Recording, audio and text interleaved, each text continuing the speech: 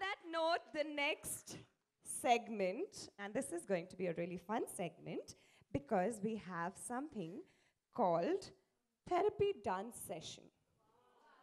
Clearly, we all need a lot of therapy. We all should ask for help when we need it. We don't realize a lot of times that we need it.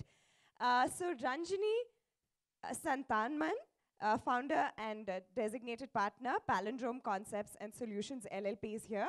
She's going to be with us. She's going to take us through this segment. She's the founder and designated partner, Palindrome Concepts and Solutions LLP, while she is an electronics and communications engineer.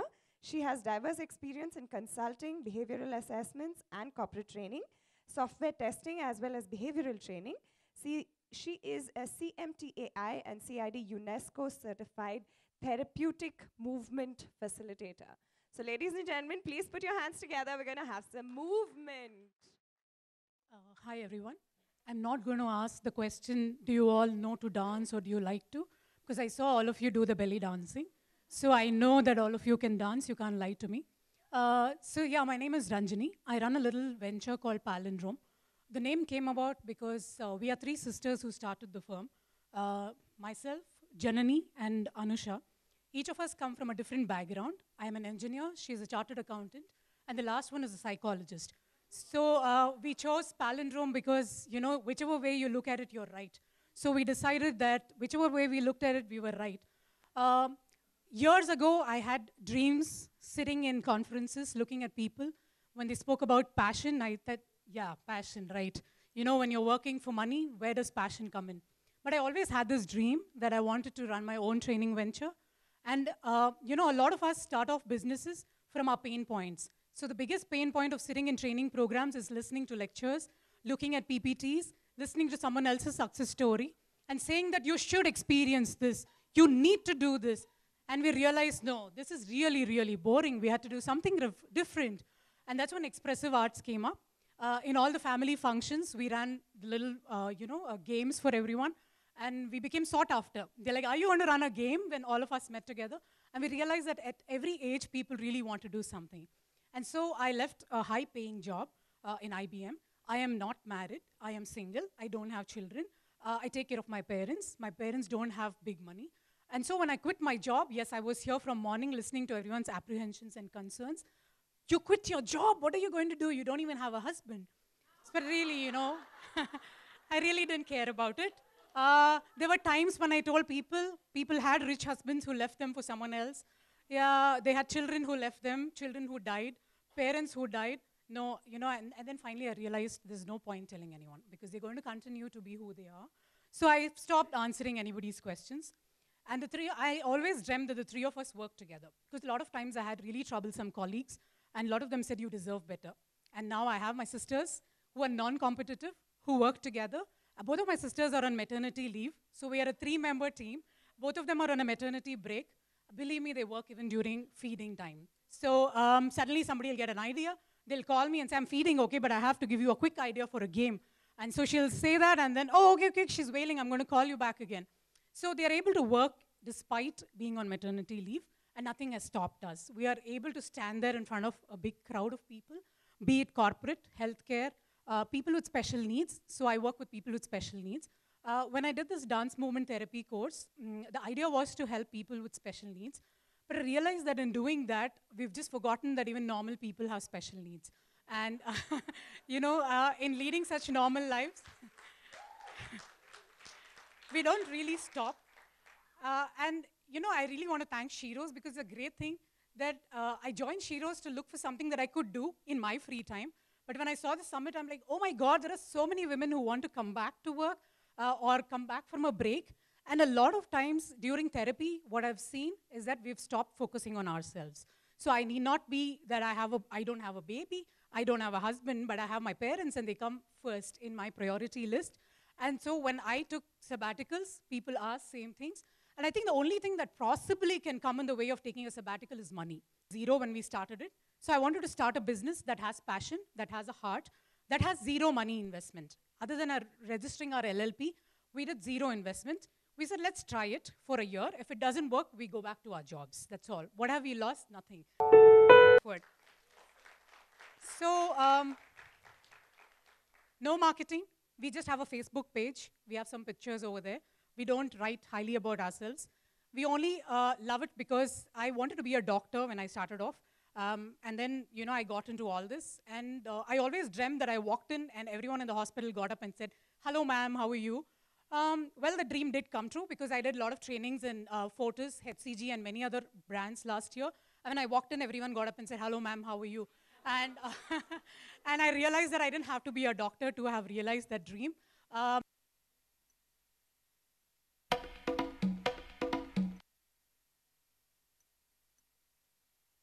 Even to talk about dance movement therapy, I need an hour. But getting this 15 minutes was just to remind all you women who are getting back to work or who want to get back to work to remember, to realize that you come on top of everything.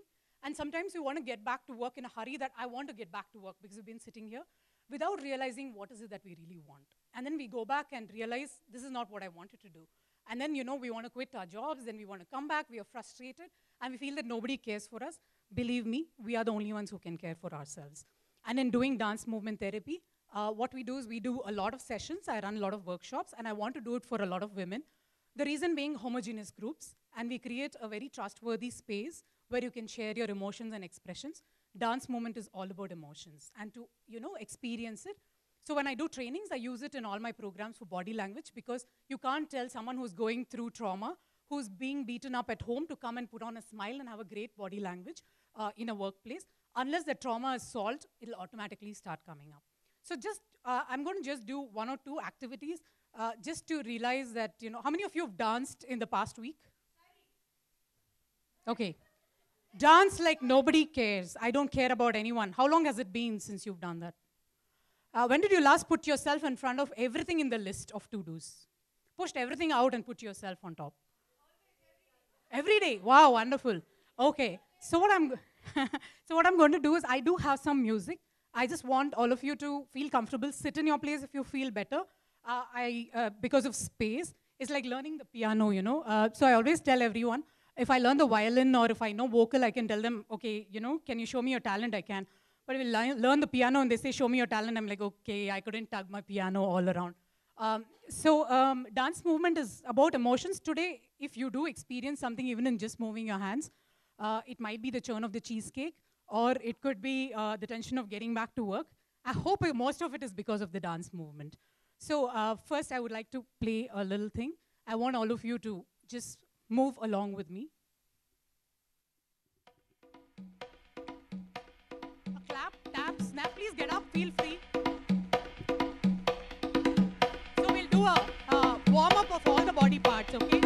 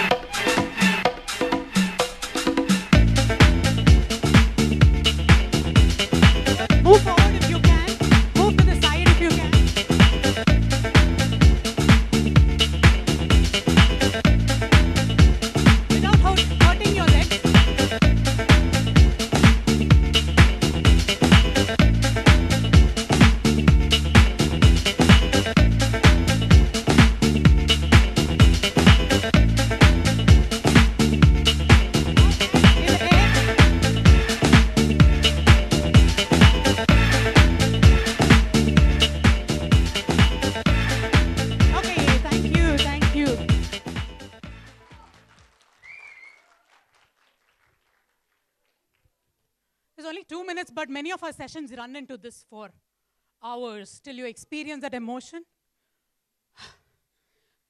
Okay. Any words that come to your mind? Energy. Did you focus on any emotions? Uh-oh. Happiness. Anything else? Freedom.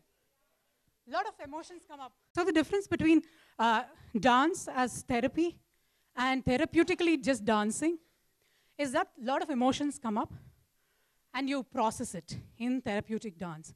So where we do dance movement therapy, a lot of emotions come up to people. It's a known group and everyone comes and stands in a circle. You just ask them to move and introduce themselves. A lot of people break down. So when I tell them, you might get emotional, please, it's okay. They look at me like, I'm going to introduce myself, come on.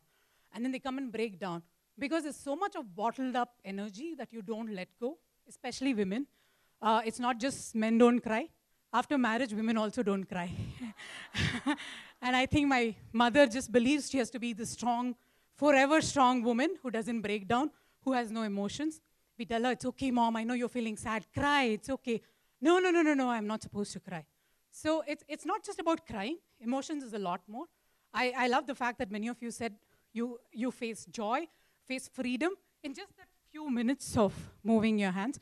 So imagine what it can do to you. So now I just have another piece of music. Please do rise and dance however you want to each changing music. Now focus on your body and your emotions, please.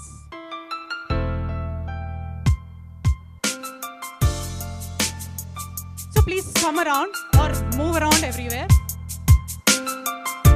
Focus on your emotions. Just let go. Whoever is feeling freer, come to the front.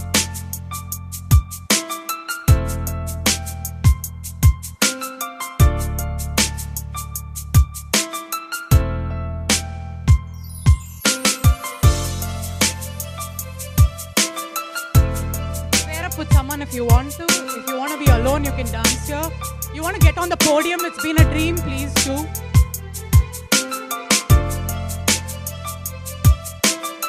Come on over then. Come on.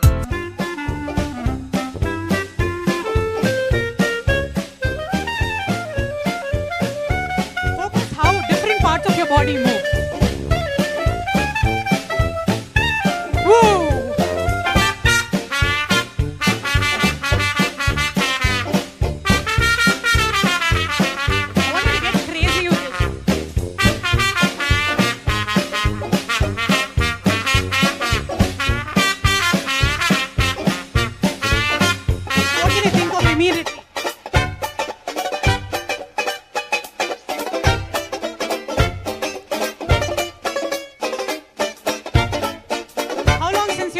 Shake. Come on everyone. We only sit. We sit in offices, never move it.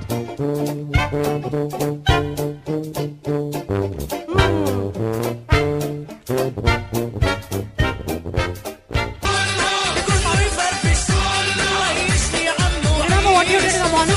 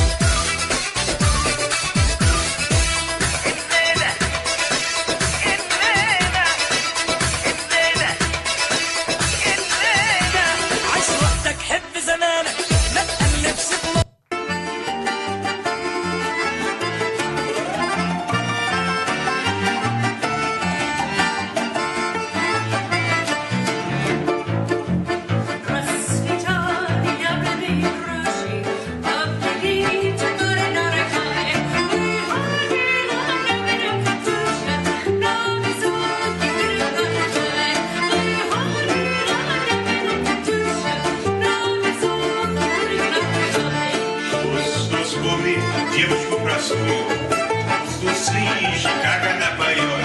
Вот солнце милость бережет родную, а любовь как сейчас бережет. Вот солнце милость бережет родную, а любовь как сейчас бережет.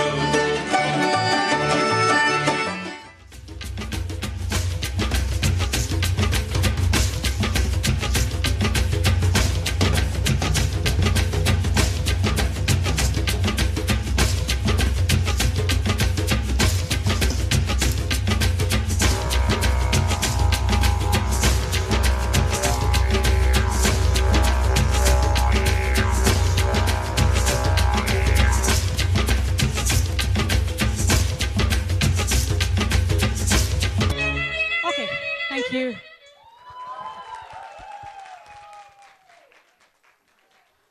Thank you. That was a great audience. Okay, so one may wonder, this is like getting into a maddening discotheque and dancing to different music. I do that often, or I've done it in college. Or, you know, what is different? So, did any of you feel any emotions? Not so much. Because it's a big crowd and you're dancing after a long time. So what happened?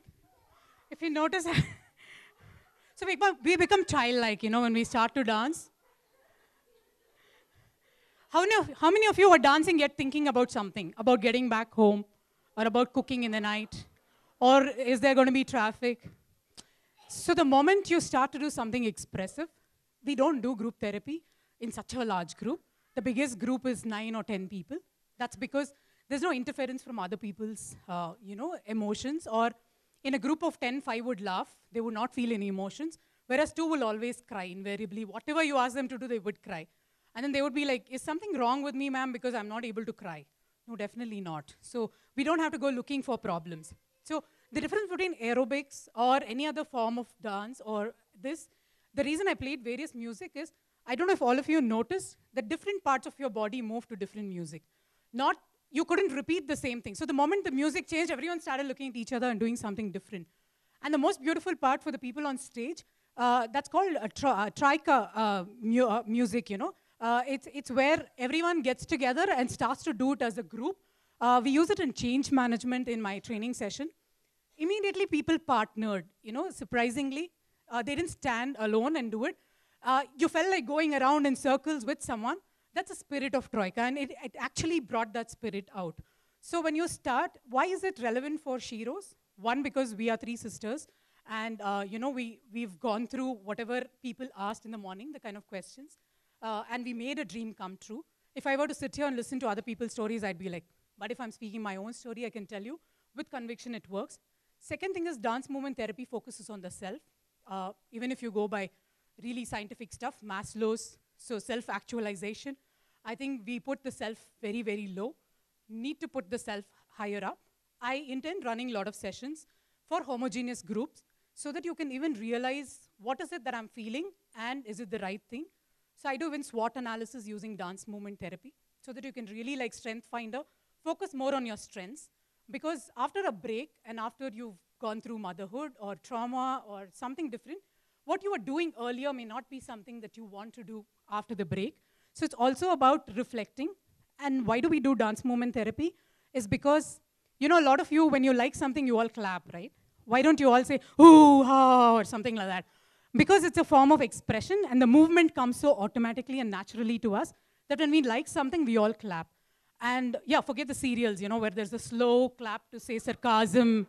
And you know, with just non-verbal movements, you can convey so much. So it's really important to understand that dance movement is about mental, cognitive, social, physical, and you know, a holistic blend of a lot of things. So we very carefully design our activities, and there is no set agenda when we run dance movement therapy. It comes from the group, the need from the group. We run a lot of self-empathy exercises where you empathize with yourself, you know, because a lot of times we say empathize with others. Who will empathize with oneself? So self-empathy is one of the foremost exercises we use to determine on our sessions. So it's a very short session. I know I couldn't get you all a flavor of everything, but this is something that we do, and you can imagine the power of doing it in a group of homogeneous people with similar needs, similar desires, and what can come out of it. So hopefully you will all be able to get back. A lot of people say, I love dancing, but somehow after marriage I haven't. So I do hope you are able to rekindle your passion, not just dancing, in some way. So thanks for giving me this opportunity. It was great being with all of you.